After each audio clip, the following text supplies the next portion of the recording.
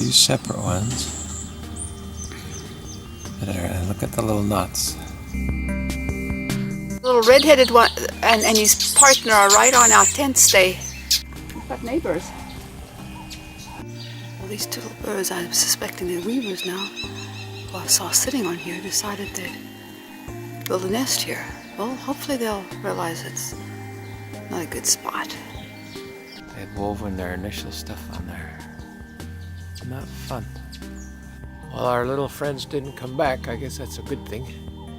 We wouldn't have to disturb the nest, but we were sure looking forward to watching them build the thing too, so. Look at the round and round knots right there.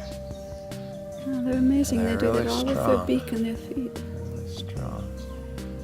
Was it And square then knots? What kind of knots do this they one he tie? put on, but he ran along the bottom and put another one around it and another one around it. So this was probably something to work off of later. He's got 1, 2, 3, 4, 5, 6, 7, 8 with their little knots. And they're pretty strong, aren't they? Yeah, pretty strong, yeah. I could pull them off, but by the time you get... But again, all it's got to carry is a bird and its eggs. Well, and by the time you multiply all those nuts and pull it all together, it's going to be fun. And look how it's a stick.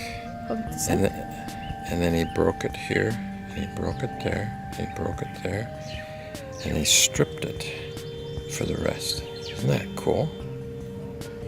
Yeah, from here, he stripped and broke and stripped and broke. It's amazing. He kind of spliced it, didn't he? And then... Well, he stripped part of it, so it's now half, and it's just this strip thing. And instead of the full stick. And then he can tie it with that. And then he can tie it with that, yeah. He goes round and round, right at the heavy spot. That's amazing.